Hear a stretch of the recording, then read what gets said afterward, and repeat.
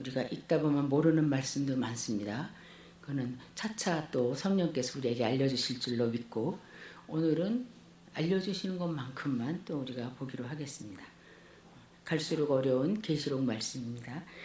자, 우리가 앞서 말씀을 또 기억을 좀 더듬어 보면 그 하나님을 대적하고 박해하던 자들을 비롯해서 모든 민족, 방언, 언어, 백성들이 다 하나님께 돌아올 수 있도록 하나님께서는 그 나팔 심판, 7 나팔 심판을 통해서 나팔 자체의 그 나팔의 그 성격처럼 나팔을 불었다는 것은 어떤 것을 경고하고 이런 일이 온다 조심해라 하는 것도 되거든요. 그래서 나팔 재앙으로 경고도 해주시고 또 그 후에 우리가 잘 아는 새 천사를 보내셔서 영원한 복음도 전해주시고 또 그 후에는 정말 우리가 이제 세세하게 받을 그 심판과 재앙이 어떤 건지 자세히 또 아주 요한이 본 비전을 통해서 낱낱이 알려주십니다. 그래서 어떻게 하든지 회개를 촉구하시지만 받아들이지 않은 그 사람들에게 이제는 경고가 아닌 하나님의 맹렬한 진노의 심판이 완전히 쏟아지고 이제는 이 7 재앙으로 말미암아 모든 재앙이 끝이 나는, 그래서 이제 심판이 더 이상 없는, 왜냐하면 다 심판하셨기 때문에 악과 세상을 다 멸하시고 역사 속에서 이제 하나님의 그 선을 이루시고 악과 세상은 멸하시는 그 마지막 재앙을 실행하시는데, 그게 이제 7인을 떼는 장면이 있었고 7 나팔이 부러지는 장면이 있었고 오늘은 7 대접의 재앙이라고 합니다. 요한계시록에서 특별히 재앙이라고, 대접 재앙에서는 재앙이라는 말을 할 때 우리는 재앙하면 출애굽하기 전에 애굽 땅에 있었던 10 재앙을 생각합니다. 그리고 실제로 내용이 겹치는 것들이 많이 있어요. 그래서 오늘 보면 이제 우리가 읽지 않았는데 15장 그 마지막에 보면 그 모세의 노래와 어린 양의 노래가 다 끝난 다음에 무슨 장면이 나오냐면 하나님의 그 성전에 하나님의 임재를 상징하는 영광의 연기, 구름이 가득 차는 것을 요한이 또 봅니다. 그래서 이것은 이제 하나님의 임재가 그 안에 충만히 계시다는 거죠. 그래서 우리가 출애굽기 40장에 성막이 다 완성됐을 때 하나님의 임재가 충만해서 연기가 가득해서 사람들이 들어갈 수 없었던 거 기억하고, 또 솔로몬이 성전을 다 짓고 나서 봉헌할 때 연기가 가득해가지고, 왜냐하면 하나님이 내가 여기 지금 있다, 충만하게 임재했다, 나 여기 있다, 그렇게 알려주시는 거거든요. 그리고 이사야 6장에도 보면 이사야 선지자가 정말 성전에 가서 기도할 때 성전 안에 하나님의 영광이 가득해서 했던 장면이 있습니다. 그래서 오늘도 보면 7 대접의 재앙을 내리시기 전에, 집행하시기 전에 하나님께서 친히 집행하신다, 나는 여기 있다, 하나님의 임재를 알리는 그 요한이 본 계시 중에서 성막 안에, 성전에 하나님의 영광이 가득했던 것을 봐요. 자, 그리고 나서 이제 여기 16장 1절에 딱 보니까 그 성전에서 그 가득 영광과 능력이 가득 찬, 연기가 가득 찬 그 성전에서 큰 음성이 들리면서 7 천사에게 너희는 가서 하나님의 진노의 7 대접을 땅에 쏟으라. 여기서 이제 땅이라 하면 인간 세상을 말씀하는 거죠. 2절에서부터 나오는 그 땅은 육지를 말할 테지만 땅에 쏟으라, 세상 가운데 쏟으라는 말씀이겠죠. 자, 그렇게 해서 이제 시작이 됩니다. 그래서 여기 아까도 제가 말씀드렸듯이 7 대접의 재앙과 7 나팔의 심판과 그 다음에 이집트에서 일어났던 10 재앙이 현상은 비슷한데 다른 점이 있어요. 뭐냐면은 그 이집트에서의 10 재앙은 이집트 안에 애굽 땅에서만 일어난 일이잖아요. 그런데 여기는 보면 지금 우주적으로 일어나고 있는 거죠. 마지막 때니까. 하나님께서 그런 역사 속에서의 일들을 통해서 앞으로 완전히 이루어질 일들에 대한 그림자를 보여주시고 또 사람들로 하여금 회개하게도 하시고 깨닫게도 하시고, 믿는 자는 더 주님 앞에 경각심을 가지고 서게 하시고 하시는데, 재앙의 범위가 부분적이었지만 여기서는 일반적이고, 또 나팔재앙 같은 경우는 해의 3분의 1이 어두워진다든지 땅의 3분의 1이 어떻게 수목이 탄다든지 이렇게 됐었지만, 여기 7대접에서는 완전히 3분의 1, 10분의 9 그게 아니라 이제 끝이니까 이것으로 하나님의 진노가 끝이 나리라 그렇게 하셨거든요. 그러면 이때만 진노하시고 그 다음부터는 인간들이 무슨 일을 해도 진노 안 하신다는 뜻이 아니라 이제 진노를 받을 대상이 없어지는, 진멸되는 그러한 대접의 재앙이에요. 자, 그래서 이 나팔 재앙일 때는 그나마 경고성이어가지고 회개의 기회가 남아 있었어요. 3분의 1이 타고 3분의 2가 남아 있으니까 정신 차려야지. 그렇게 됐었어요. 우리도 예를 들면 지금 올해 미국에서 벌써 작년이죠. 작년에 허리케인이랑 홍수랑 이런 것 때문에 엄청난 그 사람들이 1,600명이 죽었다 그러나요? 하여튼 그런 거를 볼 때 우리가 이게 남의 일이 아니구나 하는 경고를 좀 받잖아요. 그래서 나팔재앙 때는 그러해서 사람들로 하여금 좀 마음을 돌릴 수 있는 기회가 있었지만, 대접재앙에는 진노가 맞춰지기 때문에 회개의 기회도 없어요. 그리고 아까 세상이 완전히 진멸되는 재앙이라는 거죠. 그 다음에 나팔재앙에서 보면 땅의 3분의 1이 어떻게 됐다, 바다의 3분의 1이 어떻게 됐다, 강이 어떻게 3분의 1이 어떻게 됐다 해도 그걸로 그쳤는데, 대접재앙에서는 땅에 재앙이 내리거나 바다에 재앙이 내리거나 강물에 재앙이 내리거나 그 재앙 때문에 괴로움을 받아야 되는 대상이 누구로 초점이 맞춰지냐면 땅에 사는 사람들에게 맞춰져요. 그러면 바닷물이 피로 됐을 때 물고기가 안 죽었냐? 다 죽었죠. 근데 나팔재앙 때는 그걸로 끝났는데, 이 대접재앙에서는 마지막 대상이 꼭 누구냐면 사람인 거예요. 땅 위에 사는 사람. 제가 늘 말씀드리지만 계시록에서 땅 위의 사람들이라는 건 하늘의 사람들하고 반대되는 사람들을 말하는 거예요. 더 구체적으로 말하면 그 사탄의 하수인격인 짐승 적그리스도, 자기가 하나님 대신 경배를 받으려는 그 존재, 시대마다 있는 그 존재에게 속해 있고, 속했다는 건 뭐야? 이마에 표를 받고, 그 다음에 그 우상 앞에 늘 경배하고 절하는 그 사람들이 바로 땅 위에 사는 사람들인데, 이 대접재앙의 특징은 무슨 자연재해든지 우주적인 재해든지 그 마지막 피해자는 누구냐면 땅 위에 사는 그 사람들이라는 거예요. 이제 하나님께서 더 이상 안 놔두시는 거죠. 그래서 이제 이렇게 보면 첫째 대접이 땅에 쏟아졌을 때 무슨 일이 일어나냐면, 짐승의 표를 받고 우상에게 경배하던 사람들의 악하고 독한 그 어떤 종기가 생기는 거예요. 그냥 땅에 재앙이 떨어지고 끝나는 게 아니라 재앙으로 인해서 하나님을 대적하던 사람들에게 악한 종기가 나는 거예요. 악하고 괴로운. 애굽 땅에서도 그랬었잖아요. 또 셋째 대접이 그 강과 물의 근원에 쏟아졌어요. 그러니까 바다에 쏟아졌을 때하고 강과 샘물에 쏟아졌을 때, 재앙이 떨어졌을 때는 틀려요. 왜냐하면 바닷물은 사람이 먹는 물이 아니잖아요. 그래서 땅과 바다를 멸하시고, 그 다음에는 인간들의 생명을 유지해주는 공기와 물이잖아요. 그 물의 근원을 완전히 없애는 거예요. 그래서 강물에 하나님의 그 세 번째 대접이 쏟아졌다 했을 때는 인간들이 먹을 물이 없어지는 거예요. 그래서 결국 마지막으로 피해보는 대상이 자꾸 여기 사람에게로 간다는 걸 우리가 볼 수 있어요. 하나님, 그 짐승의 나라에, 사탄의 나라에 제일 먼저 그 시민들부터 없애시는 거예요.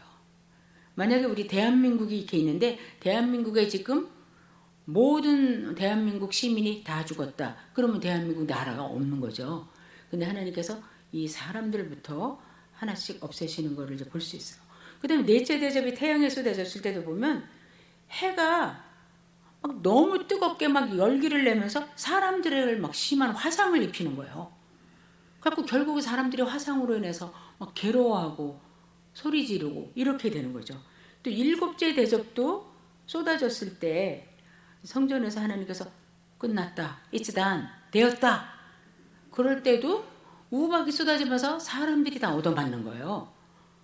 그래서 이 지금 7 대접에는 사람이 그 심판을 받는 대상이다. 그러면 우리가 16장에서 20장까지 특별히 계시록에서, 계시록 전체에서 하나님을 대적하는 존재들이 5종류가 나와요. 하나님을 대적하는 종류가 5종류가 있어요. 이 세상에, 온 우주적으로. 자, 이 5종류의 대적자들은 하나님과 그 백성 성도들의 원수들이에요. 누구냐면 첫째 우리가 잘 아는 마귀, 사탄. 두 번째는 마귀의 첫 번째 하수인인 바다에서 나온 짐승. 그렇죠? 그래서 세계 모든 정치와 정세의 이 사회적인 시스템, 인간 시스템을 통해서 하나님을 대적하게 만들고 또 성도들로 하여금 하나님께로 떨어지게 하고 세상 사람들로 하여금 하나님께 못 가게 하는 이 세상의 시스템, 바다에서 나온 짐승, 그 다음에 거짓 선지자, 땅에서 올라온 짐승이죠. 그 다음에 하나님 대적자 누구? 네 번째 대적자는 누구냐면 짐승의 경배자들, 땅에 사는 사람들이에요. 마지막으로 5번째는 바벨론이에요. 바벨론이 이제 17장 18절에서 18장 2장에서 바벨론이 완전히 망하는 것을 아주 구체적으로 사도 요한은 바벨론이 망했다는 이야기를 16장의 7번째 대접 재앙에서 우리에게 분명히 말씀했는데 이거를 굉장히 디테일하게 2장에 걸쳐서 아주 자세히 설명을 해주세요. 그 바벨론은 뭐냐면 큰 성이라고 나와요.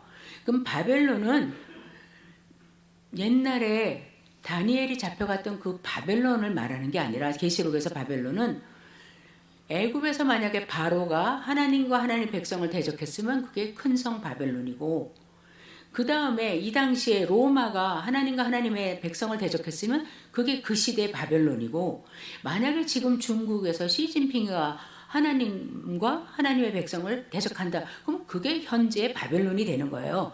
그래서 항상 어느 시대나 이 5 존재들이 하나님의 원수여 성도들의 대적자로 존재하고 있어요. 그러니까 우리가 이 땅에 살고 이 보이는 세상에 살기 때문에 이걸 자꾸 잊어버릴 때가 있는데, 절대로 잊어버리면 아주 생생하게 진행되고 있는 현실적인 액팅 드라마예요. 사실은 우주적인 드라마죠. 근데 이들이 진멸되는 순서가 재미있어요. 제일 먼저 사탄을 탁 없애시지 않고 제일 먼저 짐승을 따르는 인간들을 없애세요. 오늘 그게 장면이 나오잖아요. 짐승의 표를 받고 그의 우상에 경배하는 땅 위의 사람들을 16장 7 대접 가운데서, 이 재앙 가운데서 사람들이 계속 재앙을 받고 그 심판의 그 진노에 이제 무너지는 거죠. 그 다음은 누가 진멸되냐면 그 사탄과 두 짐승들의 활동 중심 무대, 조금 아까 말씀드렸죠. 큰 성 바벨론. 그래서 17장 18장에서는 바벨론이 무너져요. 그러니까 사탄이 활동 무대로 쓰고 있는 가장 중심, 세대마다 그 세계 가운데 사탄이 활동 무대로 쓰고 있는 그 중심 도시, 거기를 하나님께서 진멸시키세요. 그게 16장 19절에서 17, 18장까지 전체가 이제 바벨론이 무너지는 장면이에요. 그 다음은 차례가 누구냐면 짐승과 거짓 선지자가 불못으로 던져지는데 19장 20절에 나와요. 마지막은 누구겠어요?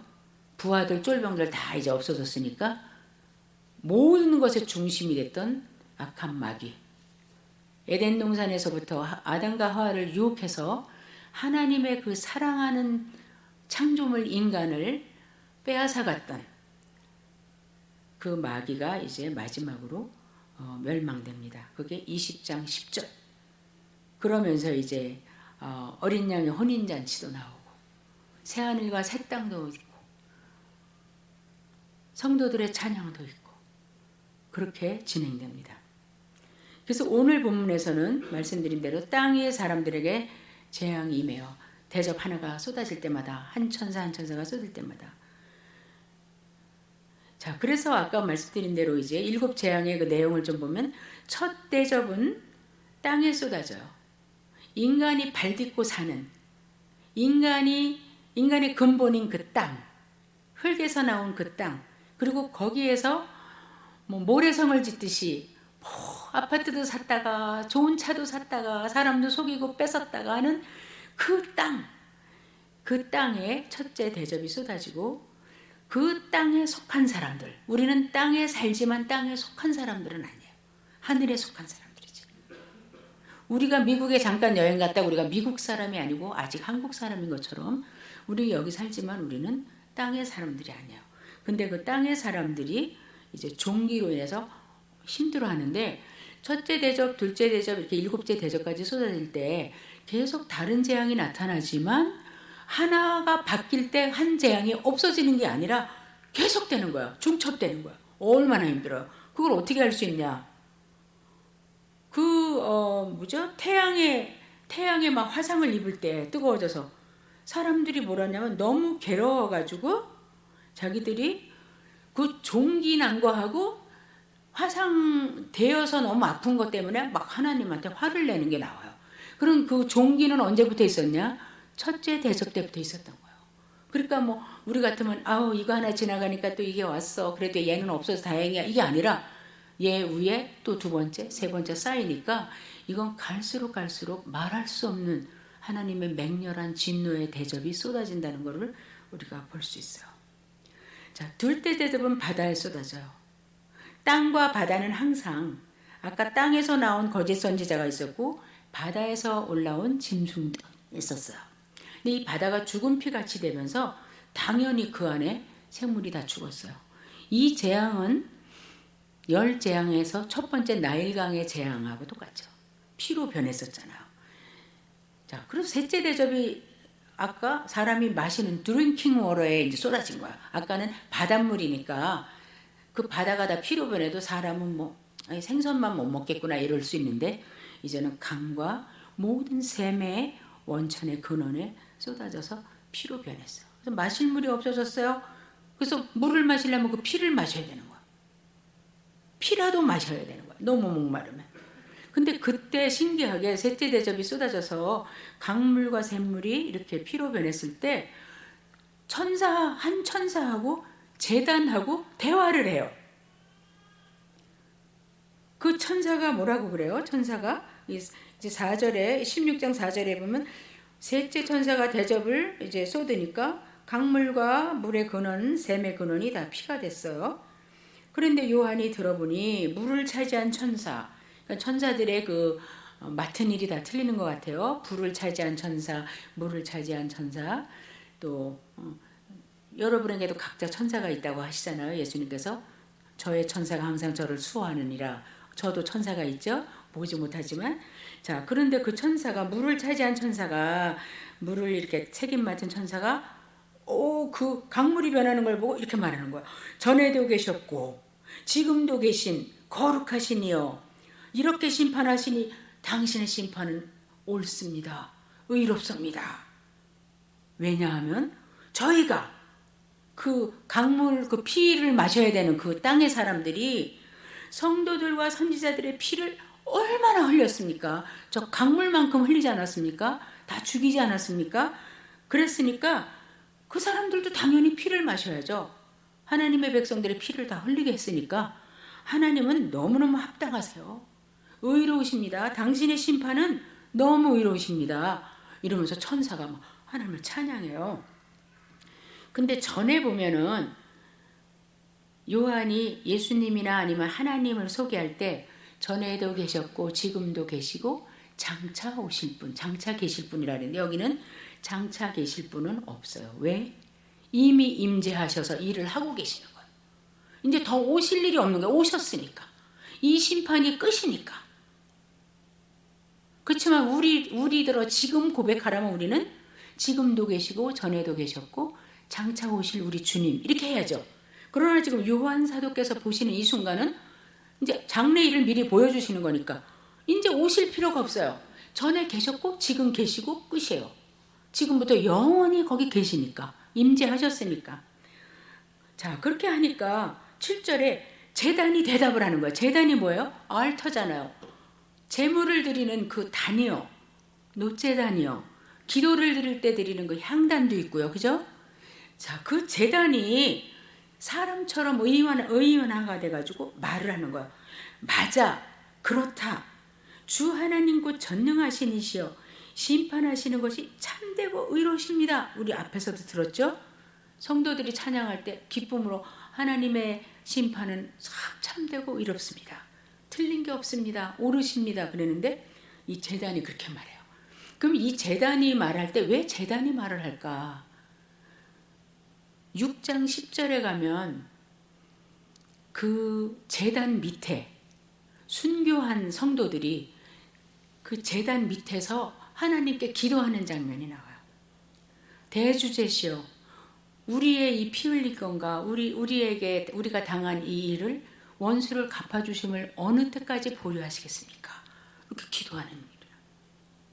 그리고 사람들이 기도할 때 이 제단에다가 하고 제물이 되고 그러니까 이 제단이 그걸 거기 보면 제단 밑에서 성도들이 그렇게 기도했다 그러거든요. 그럼 이게 제단이라면 이 제단이 그 기도를 다 본 거예요. 그러니까 맞아. 그렇게 순교당한 성도들과 선지자들이 많은데 저들이 당연히 피를 마셔야지. 하나님의 심판은 너무 참되고 의로우셔. 이렇게 맞장구를 쳐줬어요. 자, 이제 넷째 대접은 태양에 쏟아졌어요. 태양에. 해가 너무너무 뜨거워지는 거예요. 해는 빛이 있고 열이 있잖아요. 근데 열이 막 올라가는 거예요. 근데 제가 이게 막 실감이 나는 것 같더라고요. 왜냐하면 요즘에 점점 뜨거워지잖아요. 그 빙하가 다 녹고 수위가 올라가고 온도가 막 올라가는 거 느껴지는데 이게 어떤 상황인지 우리는 설명 못해요. 왜냐하면 장래의 일을 계시로 보여주신 거니까 우리가 막 이 문자 하나하나를 설명할 수가 없어요. 그러다가는 우리가 잘못된 길로 빠질 수 있는데 어쨌든 평소에 햇빛보다 너무너무 뜨거웠던 거예요. 그래갖고 그 햇빛을 쬐면 뭐 일광욕을 2시간 해가지고 살이 벗겨진 게 아니라 화상을 입는 거예요. 사람들이 크게 태워졌다. 그래서 그 괴로움이 너무 심하니까 전 어저께 제가 이렇게 국솥에서 솥뚜껑을 이렇게 해서 옮기는데 이게 한 방울이 제 오른쪽 발등에 탁 떨어졌는데 뭐 한 방울인데 그런데 계속 뜨거운 거예요. 그래서 나중에 양말을 딱 벗어보니까 거기 아직도 뜨거운 물이 고여 있어가지고 빨갛게 된 거예요. 그러니 이 햇빛은 얼마나 아팠겠어요. 그러니까 사람들이 괴로움을 당할 때 이 사람들이 이 괴로움을 지금 유발하는 이 재앙, 태양이 뜨거워지는 이 재앙을 행하시는 분이 누군지를 알아요. 참 놀라워요. 우리가 얼마나 악한지 몰라요, 인간이요. 그 재앙들을 행하는 권세를 가지신 분이 하나님임을 알지만 그럼에도 불구하고 하나님의 이름을 비방했다. 이렇게 여기 나옵니다. 비방하고 회개도 하지 않고 주께 영광을 돌리지도 않았다. 이게 세 천사가 말했잖아요. 세 천사가 영원한 복음을 전하면서 너희는 만물을 지으신 하나님을 경배해라. 하나님을 두려워해라. 하나님께 영광을 돌리고 하나님을 경배해라. 근데 싫어. 그러더니 지금 이 일을 당하는데 여기서 역시 그러면 지난번에 천사가 그렇게 말했는데 지금이라도 좀 도와주세요. 이렇게 안 하는 거죠. 그래서 하나님의 이름을 비방하며 회개하지 않고 주께 영광을 돌리지 않았더라. 이렇게 요한이 기록합니다. 여기서 우리는 인간의 전적 타락함과 완전 부패, 마음의 강팍함을 볼 수 있어요. 그거의 넘버1이 이거고요. 3번 나와요. 7대접에. 그 다음에 5째 대접을 보면 짐승의 왕자에 쏟아져.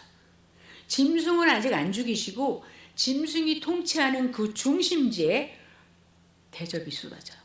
짐승은 아직 안 죽었어요. 이따가 죽어요. 그러니까 그 나라가 어두워진 거예요. 하나도 볼 수가 없어요. 애굽에서 9번째 재앙에 어두워졌던 거 생각나죠. 막 더듬어서 사람들이 막 이렇게 여기가 불이 다 꺼지고 밖에 외동도 하나도 없다 그러면 저도 더듬어서 내려가야 되잖아요. 그 어두움이 임한 거예요. 짐승의 왕자의 보좌에 5번째 대접이 쏟아지니까 나라가 어두워졌어요. 그러니까 너무 재밌는 게 애굽의 재앙이 내릴 때도 하나님께서 고센 땅은 멀쩡하고 애굽 땅에만 재앙이 일어난 것이 몇 가지 있었잖아요. 근데 여기서도 보면 그 나라가 어두워지면서 짐승의 나라에 속한 사람들이 아픔을 막 호소하는 거야. 성도들이 아픔을 호소했다는 말이 여기 없고 짐승 나라에 속한 사람들이 아픔이 너무 심해서 그들의 혀를 깨물었다. 이를 악물었다. 혀를 깨물고 아직도 낫지 않은 종기와 아까 제가 4번째라는데 5번째네요. 아직도 낫지 않은 종기. 첫 번째 대접 때 생긴 그 종기 피부병과 새롭게 추가된 이 어두워지면서 온 아픔과 아까 화상으로 인해서 아직도 막 문드러져 있는 피부의 아픔으로 굉장히 괴로워요. 그런데 아프니까 하나님의 도움을 바라는 것이 아니라 성경이 뭐라 그러냐면 이 아픔과 종기로 말미암아 저들이 하나님을 비방하고 그들의 행위를 회개하지 않았다. 그들의 행위는 뭐예요? 마땅히 하나님의 창조물이기 때문에 하나님께 영광을 돌리고 하나님을 따라야 되는 사람들이 하나님 대신 짐승에게 속해서 짐승에게 영광을 돌린 그들의 그 행위를 회개하지 않았다는 것. 우리 세상 사람들은 더 하겠지만 세상 사람이나 우리 성도들도 또 마찬가지인 것 같은데 성도들도 어려움을 당할 때 이게 무슨 일일까? 하나님께서 뭘 보여주시려고 할까? 이러면서 좀 묵상하고 생각하고 되돌아보는 사람들이 있는가 하면 뭐야 내가 하나님께 얼마나 충성했는데 진짜 더 악해지는 사람들이 있어요. 이게 우리가 굉장히 조심해야 돼요. 9번은 안 그랬다 해도 1번은 그럴 수 있어요. 내가 왜 믿어? 하나님 계시기나 해? 제가 엊그저께도 어떤 분한테 그런 말 들었어요. 내 기도는 어디로 갔습니까? 자, 아픔과 종기로 말미암아 오히려 더 하나님을 비방하는 것을 볼 수가 있어요. 여기서 우리가 아까 넘버 1 지나갔고 인간의 전적 타락과 완전한 부패의 넘버 2를 또 보는 거예요. 자, 6째 대접은 로마와 저쪽 바벨론 그 동방의 나라와의 경계에 무슨 강이 흐르고 있냐면 큰 강, 유브라데스 강이 흐르고 있었어요. 바벨론을 큰 성이라고 그러고 또 계시록에서 유브라데스 강을 큰 강이라고 하는데 그쪽에 있는 왕들이 동방의 왕들이 로마로 건너올 때든지 로마 사람들이 그리로 건너갈 때 항상 장애물이 되고 좀 방해가 되는 게 이 유브라데스 강이에요. 너무너무 넓고 광활하니까. 그런데 이 강물이 6번째 대접이 쏟아지니까 유브라데스 강에 쏟아지니까 강물이 싹 마르고 홍해같이 길이 된 거예요. 그 큰 강이 물이 하나도 없었어. 진짜 없애시기도 하시고 생기기도 하신 하나님도 이번 파키스탄 작년에 홍수 나갖고 국토의 3분의 1이 잠겼어요. 거짓말 아니고 3분의 1이 잠겨서 위성으로 찍었는데 다 흙탕물. 놀랍기도 하고 두렵기도 하고 지구가 이제 이렇게 되고 있구나 그런 마음을 갖는데 자 그래서 거기 뭐라 하냐면 왜 그런 강물이 마르고 길이 예비되면 무엇 때문에 그러는 건가 설명을 하세요. 동방의 왕들이 장애물 없이 쉽게 모일 수 있는 길이 열렸다. 모여서 뭐 해요? 어디로 모여요? 그러면서 이게 뭐라 그러냐면 이제 12절 보세요. 16장 12절 보면 그 6째가 대접을 큰 강 유브라데 소돔에 강물이 말라서 동방에서 오는 왕들의 길이 예비됐더라. 막 걸어와도 되는 거예요. 말 타고 와도 되고. 자, 근데 또 보니까 사도 요한이 또 보니까 13절 개구리 같은 더러운 새 영이 나타났어요. 개구리는 참 혐오스럽게 생겼죠. 여기서도 더러운 영을 개구리 같다 그랬어요. 근데 그 새 영이 어디에서 나타났냐면 하나는 용의 입에서, 용이 누구예요? 사탄이잖아요. 사탄의 입에서. 하나는 짐승의 입에서. 하나님 대신 경배, 이 땅에서 경배받는 사단의 하수인이죠. 또 하나는 거짓 선지자의 입에서. 이렇게 하나님의 원수, 그 다음에 사탄의 동역자들, 이거를 삼위일체라 그래요. 가짜 삼위일체. 우리 믿는 자들이 하나님의 삼위일체를 믿듯이 모방하는 거예요. 사탄은 짝퉁의 원조예요. 거짓말의 원조이고 짝퉁의 원조예요. 세상의 이단들 보세요. 다른 종교들 보세요. 누구 흉내내요? 다 우리 흉내내요. 그리고 모르는 사람이 보면 교회 예수님이나 저 종교의 아무개나 똑같네 이렇게 할 정도로 아주 비슷하게 자기들의 교리를 갖고 가르치면 얼마나 좋아요. 꼭 성경을 가지고 잘못 해석을 하면서 가르치죠. 근데 이 세 가짜 삼위일체, false trinity라고 그러는데 거짓 삼위일체의 입에서 더러운 영이 나왔는데 이 영은 14절에 보면 귀신의 영이라. 악한 귀신의 영이라. 근데 영이니까 능력이 있어서 막 이적을 행하는 거예요. 다니면서. 무당도 이적을 행하잖아요. 무당도. 이적을 행해가지고 세상의 왕들이 만국의 왕들이 다 미혹된 거예요. 대단하다. 저기 붙으면 뭔가 한몫이 있을 것 같다. 제가 미국에서 어떤 사람한테 종교가 없다 그래서 그러면 이제 종교를 갖고 싶냐 그러니까 옛날에는 내가 기독교인 될까 했는데 이제는 이슬람을 믿으려고 그런다고. 그래서 왜 그러니까 이슬람이 더 기독교보다 많아지고 있으니까 더 많은 다수 종교에 속하면 더 좋지 않겠냐. 응? 그렇게 말해요. 근데 여기 지금 이 세 더러운 영이 이적을 행하면서 이제 하나님을 대적하는데 연합군을 모집하기 위해서 미혹의 영으로 가니까 이 사람들이 다 미혹됐어요. 그래서 14절에 보면 저희는 귀신의 영이라 이적을 행하여 온 천하 임금들에게 가서 하나님 곧 전능하신 이의 큰 날에 전쟁이 있을 건데 그 전쟁을 위해서 그들을 자기 편 군대로 모은 거죠. 자, 그래서 14절에 이렇게 모으러 갔어요. 유브라데 강이 열렸으니까. 이거 하나님이 열어주셨잖아요. 그러면 지금 사탄을 도와주시려는 게 아니죠. 우리 결과를 봐야 되죠, 나중에. 그래갖고 나중에 다 같이 몰살이 되는데. 자, 이렇게 14절에 있고 15절 건너뛰고 16절에 세 영이 히브리음으로 아마겟돈이라 하는 곳으로 왕들을 모으더라. 성공했어요. 막 미혹하고 이적을 보이고 막 이러면서 기적을 보이면서 이 사람들을 미혹해서 이제 사탄의 편으로 만들어서 온 세계가 하나님과 하나님의 사람들을 대적하는 전쟁 두 갈래로 딱 갈라지게 해놨어요. 시편 2편의 말씀하고 똑같죠? 열왕들이 같이 모이고 열방의 군왕들이 같이 모여서 우리가 여호와와 그의 기름 부은 자 그리스도를 대적하자. 다 한편인 거예요. 예수님 십자가에 죽으실 때도 보면은 원래 헤롯과 빌라도는 친한 사이가 아닌데 그때는 짝짝꿍이 돼서 예수님 죽이는 거를 같이 도모했더라. 얼마든지 할 수 있는 거예요. 그 배후에 사탄이 있었다는 거예요. 자, 그래서 이제 전쟁을 그렇게 준비하고 일곱째 대접은 어디에 쏟아지냐면 공중에 쏟아져요. 이제 전체 공중에 떨어져요. 공중에 쏟아지니까 무슨 일이 일어났나?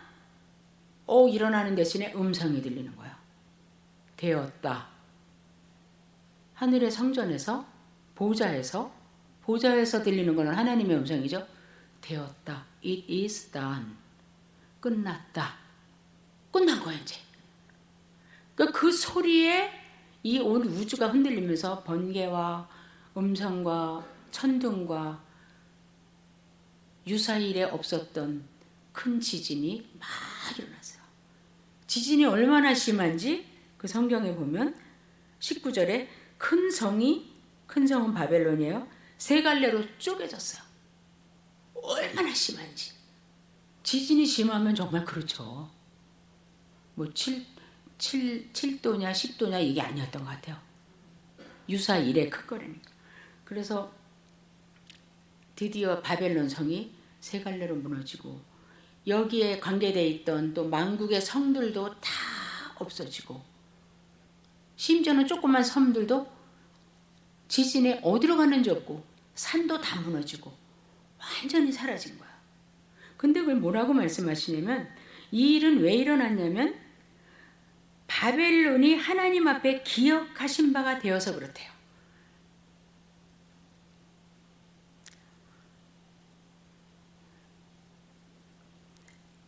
아브라함의 자손들을 하나님께서 복 주실 때 아브라함이 하나님 앞에 기억하신 바 되었더라.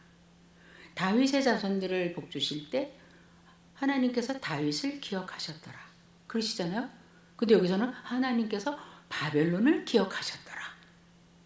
뭘 기억해요? 하나님을 그토록 대적하고 하나님의 자녀들을 그렇게 핍박했던, 피를 흘리게 했던 그것을 다 기억하셨다가 하셨더라. 당신의 백성의 선한 일도 다 기억하시고 하나님과 하나님의 백성을 대적하는 그들의 악함도 다 기억하시는 하나님이심을 우리가 볼 수 있습니다. 자, 이러고 나니까 이것이 끝이 아니라 하늘로부터 한 달란트, 이거 거의 40-50kg 되는 중수라고 합니다. 그럼 우박 하나가 40kg다. 이거 죽는 거죠. 골프공만 떨어져도 차도 다 찌그러지는데.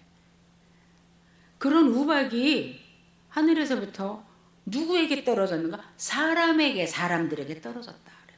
뭐 저 벌판에 떨어졌다가 아니라 이거는 목적을 가지고 하시는 것이죠. 그랬더니 21절 마지막에 사람들이 그 큰 재앙으로 인해서 하나님을 해방했다. 왜냐하면 그 재앙이 너무너무 크니까 하나님의 이름을 막 비방하고 욕한 거예요. 이게 인간의 모습이에요. 이게 우리가 예수님 안 믿었으면 이 모습이에요, 우리가. 왜냐하면 모든 세상의 사람은 태어날 때 응아하고, 아니 잉태될 때부터 다윗이 시편 51편에서 고백한 것대로 내가 내 어미의 뱃속에서부터 잉태될 때부터 내가 죄를 지었다. 죄 중에 태어났다는 것처럼 원죄예요, 그게. 그게 DNA예요. 사탄의 DNA가 우리 안에 있는 거예요. 그래서 그 DNA가 있으니까 그 특성이 나오는 거예요. 예수님께서 너희는 너희의 아비, 거짓의 아비, 너희의 아비 마귀를 닮아가지고 그러는구나. 그러니까 이스라엘 사람들이 우리는 아브라함의 자손이야. 우리 아비는 아브라함이야. 예수님께서 아니, 아브라함은 그렇게 안 했어. 아브라함을 닮았으면 아브라함의 DNA가 너 속에 있으면 아브라함같이 행동하고 말해야지. 그렇게 하시잖아요. 근데 지금 모든 인간은, 모든 사람이 죄를 범하였음에 그 말씀처럼 전적으로 타락했어. 그러니까 이렇게 하셔도 회개를 안 해요. 그래서 마음의 강팍함과 인간의 전적 타락을 이번에 또 한 번 제가 처절히 느껴요. 성경을 자세히 보면 특별히 바로 왕 보세요. 출애굽기 가서 읽어보세요. 이제 1월 시작됐으니까. 처음에는 바로가 마음을 강팍하게 해요. 계속. 이렇게 했으나 바로가 마음을 완악하게 해요. 듣지 않더라. 그래요. 그런데 뒤에 가면 하나님께서 바로의 마음을 강팍하게 하시니라. 내버려 두시니라. 너무너무 무서운 말씀이에요. 처음에는 언제나 인간이 강팍해요. 하나님을 대적하고 반대하고.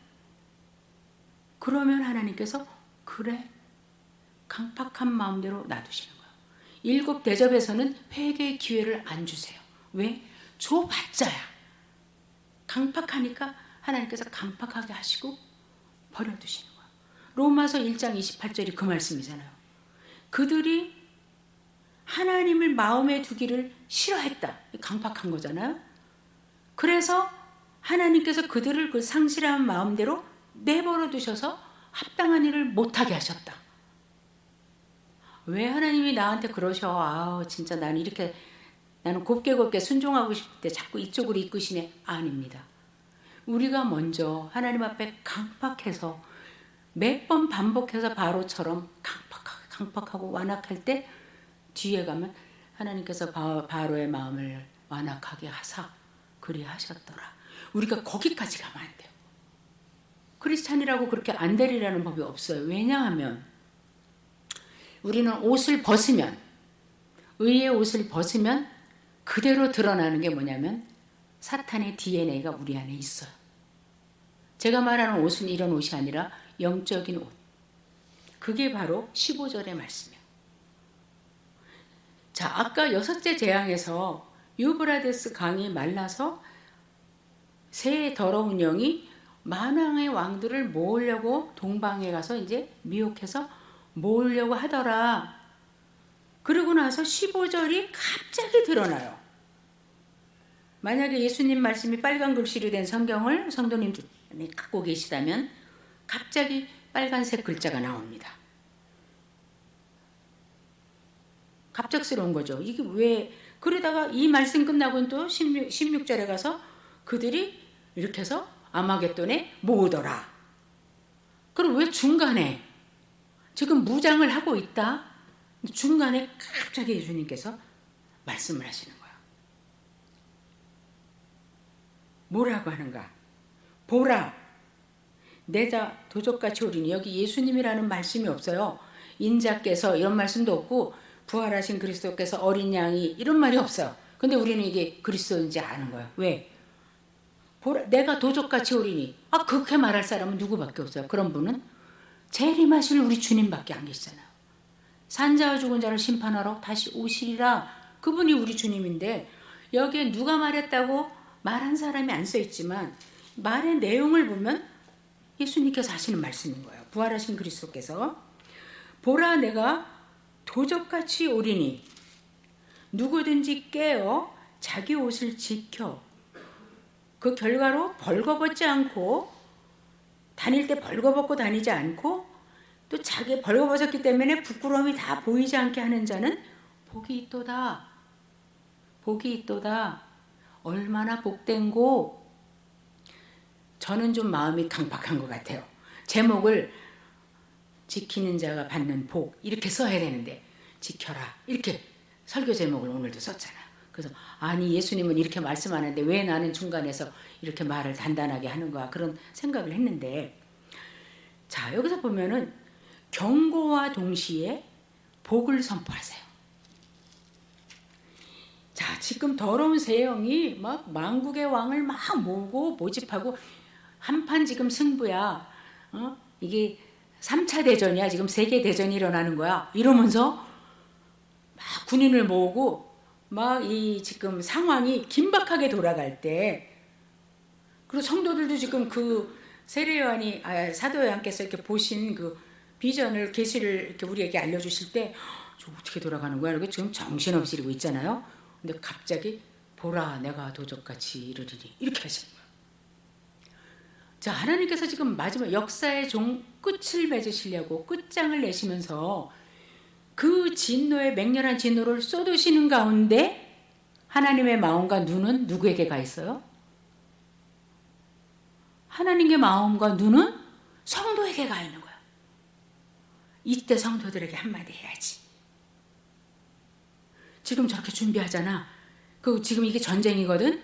영적 전쟁이야. 어린 양과 그를 따르는 14만 4천과 용을 따르는 자들과 전쟁이야. 쟤는 바닷가에 섰고 나는 시온산에 섰잖아. 우리 전쟁이야.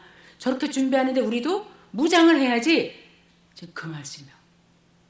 보라, 내가 온다. 이게 제일 처음 하시는 말씀이야. 나는 와. 반드시 온다. 재림한다. 심판하러 온다. 여기 와 있다 이미. 흔들리지 마. 그러면 이제 성도들이 알아요. 우리가 그거 지금 기다리고 이렇게 있잖아요. 근데 내가 도둑같이 와. 그러니까 너네가 나 오는 거 알지? 우리가 지금 사도직면 고백하잖아. 주님이 오시리라. 언제? 몰라. 그러면 오시기는 오시는데 그걸 대비할 때는 어떻게 하고 있어야 되는가? 깨어 있어야지.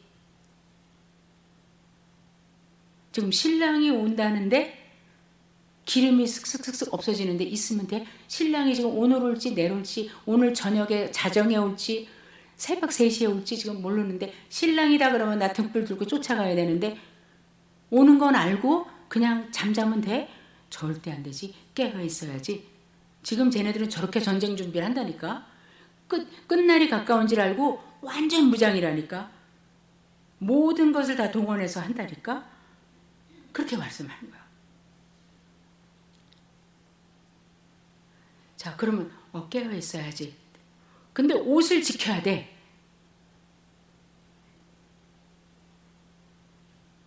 많은 학자들이 예를 주시는데 예를 들어서 파수꾼이 적들이 오면은 알려야 된다는 걸 알고 이렇게 파수하고 있어요.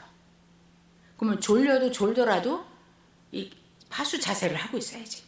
그래야 저기서 누가 나타났다 멀리서 그러면 막 뛰어가서 적군이 왔습니다 이렇게 알려줘야죠. 그런데 올 것도 알고 그런데 언제 올지 모르고 그냥 이렇게 옷을 갑옷까지 입고서 있으려니까 너무 피곤해. 이거 겉옷 하나만 벗고서 있으면 안 될까? 근데 적군이 왔어. 갑자기 이거 갑옷을 입고 투구를 쓰고 칼을 들고 이미 뺏긴다는 거예요. 깨어있고 옷을 벗지 마. 근데 저들은 너의 옷을 벗길 거야. 벗기려고 애쓸 거야. 왜? 그래야 승리하니까. 너가 우물우물 하는 동안에. 자, 그럼 이 옷은 무슨 옷인가? 한 가지 예를 드리면 이해하기 쉬울 거예요. 그 마태복음 22장에 그 왕의 아들의 결혼식 잔치, 그죠? 그래서 많은 사람을 초대를 했어요. 귀인들을 초대했죠. 처음에 왕의 아들이 왕자가 결혼하니까 귀인들을 초청했어요. 근데 이 사람들이 이제 오겠다고 했었겠죠. 처음에는.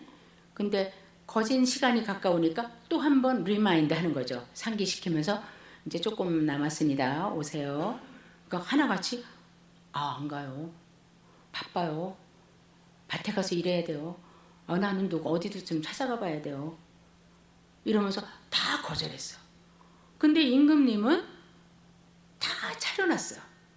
손님만 오면 와서 먹고 즐겨주기만 하면 돼요. 너무 즐거운 날이야. 근데 다 안 온대요. 시간이 똑딱똑딱 촉박했는데 자리가 다 비었어요. 그래서 종들을 보내서 뭐라 그래요? 길가에 가서 다 불러와. 먼저 쟤네들은 다 죽이고 없애버리고 길가에 가서 사람들 닥치는 대로 데리고 와. 근데 그 중에 더러운 자도 좋고 죄인도 좋고 악한 자도 좋고 선한 자도 좋아. 다 데리고 와. 그러니까 그 왕의 잔치에 올 때까지만 해도 다 더럽고 악하고 부끄러운 사람들이 많아요. 우리가 교회에 오기 전같이. 그런데 딱 여기 들어와서 이게 정문에 입구에 들어올 때 거기서 옷을 하나씩 줘요. 잔치에 참여하려면 이 예복을 입고 들어가셔야 됩니다. 그럼 사람들이 알겠습니다. 그리고 예복을 입어요. 그러면 어떤 사람이 10원밖에 없는 가난한 사람인지 어떤 사람이 백만장자인지 아무도 몰라요. 똑같은 옷을 입고 앉아있으니까. 어떤 사람이 어저께 도적질을 했고 어떤 사람은 오늘 좋은 일을 하고 하는지 아무도 몰라요. 동일하게 가려주는 옷이 뭐냐면 그 예복이에요. 그 예복을 입고 누구나 이제 자격이 있는 거예요. 벗으면 너무 더러워. 벗으면 다 드러나요. 그러나 그 예복을 입고 있는 한은 정말 난 당당히 자격이 있어 이런 사람. 그런데 한 사람이 예복을 안 입고 앉아 있었어요. 왜 안 입었니? 어떻게 예복을 안 입고 여기 올 수가 있어? 예복 벗으면 더러운데? 왕의 자리는 더러운 사람 못 오는데? 이 사람이 아무 말도 안 했어. 그 사람은 그 옷 안 입어도 자기는 여기 와서 앉아있을 자격이 있다고 생각한 self-righteous에 빠진 사람이죠. 자기의. 내가 무슨 죄를 져갖고 예수 그리스도께서 나를 위해서 죽기까지 해야 돼? 그게 저의 45년 전에 저의 모습이었어요. 처음 저에게 전도하신 그 목사님이 당신을 위해서 예수님이 돌아가셨습니다. 당신의 죄를 속하기 위해서 돌아가셨습니다. 그래서 처음 보는 목사님에서 제가 목사님 그런 말씀 하지 마세요. 제가요 이래도요 법 없이 사는 사람이라고 주위에서 다 그래요. 내가 무슨 죄를 져갖고 내가 예수님이 나 때문에 돌아가시기까지 해야 돼요? 이러고 따졌던 게 생각나요. 그 사람은 결국 바깥 어두운데 내쫓기고 거기서 울며 이를 갈았다 그렇게 써 있어요. 자, 여기서 지금 성도들은 옷을 입혀주셨어요. 하나님께서. 주님의 십자가로 인해서 그 피로 인해서 의롭게 되고 구원받은 옷이에요. 근데 주님께서 그 옷을 꼭 지키래요. 왜? 그 옷 벗으면 너는 다시 부끄러운 자가 되는 거야. 근데 원수는 너의 그 옷을 벗게 할 것이다. 때로는 핍박으로, 때로는 유혹으로.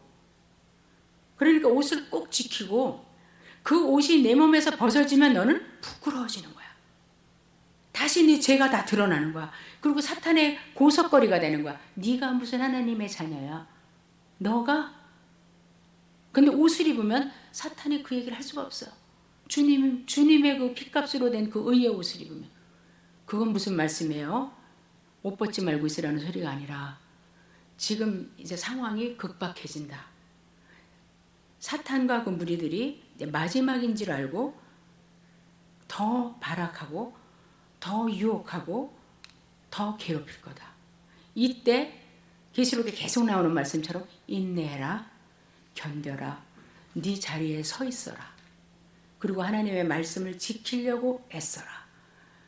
내가 반드시 오는 걸 기다리는 사람이라면 항상 문 밖에 문 앞에 앉아있는 그 자세로 살아라. 위험 가운데 빠지지 않도록 깨어있고 너에게 맡겨주신 일 어디 서 있으라고 하시는지 그 자리에 서 있기 위해서 깨어있으라. 이렇게 말씀하시는 거예요. 옷을 벗으면 너도 똑같이 저 사람들처럼 어두운 자리에 쫓겨나서 우는 자가 된다. 그러시면서 이제 주님의 표현으로 말씀하면, 제 표현은 좀 세지만 주님의 표현으로 하면, 아, 이런 사람은 얼마나 행복하고 복된지 몰라. 늘 깨워서, 아, 우리 주님이 언제 오시나? 어서 오시옵소서 주님, 제가 기다립니다. 제가 옷을 꼭 간직하고 있을게요. 주께서 피 흘려서 십자가에서 저한테 입혀주신 옷이니까 제가 꼭 붙잡고 있을게요. 더러워지면 자꾸 닦을게요. 회개하고 하나님 앞에 옳은 행실을 가지고 있을게요. 이런 사람은 얼마나 복된지. 너희들이 그런 자인데 그 자리에 있으려무나. 그렇게 하시는 말씀이요. 전에도 말씀드렸지만 저는 계시록을 읽을 때 상황보다는 막 폭풍과 천둥과 우레소리 가운데 주께서 하시는 세미한 음성이 무엇인가, 이 사건들 중에서. 여기서도 보세요. 이 7 대접이 쏟아지는 가운데 주님의 눈과 마음은 우리를 향하시고, 우리는 이 많은 21절까지의 긴 16장에서 빨간 글씨에 우리는 귀를 기울이는 거예요. 우리는 주님의 음성에 귀를 기울이는 거예요. 주님 오실 때까지 세상이 아무리 복잡해져도, 내 상황이 아무리 복잡해도 우리는 천둥과 구름과 회오리바람 속에서 이렇게 이런 사람은 얼마나 복된고 하는 그 음성을 들려오고 귀를 기울이고, 주님은 그 큰 일을 행하시는 가운데도 내 자녀들에게 이 말을 해줘야지. 행여라도 하나라도 옷을 뺏기면 안 되니까. 그것이 오늘의 메시지입니다. 기도하겠습니다. 주님 감사합니다. 이 놀라운 일을 우리에게 알리시고 싶으셔서 사도 요한에게 먼저 보여주시고 교회에 이렇게 알려주셔서 감사합니다. 아버지 하나님의 심판과 행하심은 언제나 의롭고 참되십니다. 아버지 하나님, 악한 것도 다 기억하시고 선한 것도 기억하시고, 주님의 그날이 우리에게는 구원의 날이요, 또 하나님을 대적하던 자들에게는 심판의 날이라고 계속해서 말씀해 주심으로 우리가 확신 가운데 인내함으로 서게 해주신 이 자리에 오늘도 서게 해주시는 거 감사합니다. 한 해를 시작하게 해주셨사오니 계속해서 우리가 이 자리에서 벗어나지 않고 깨어서 우리의 옷을 잘 지킬 수 있는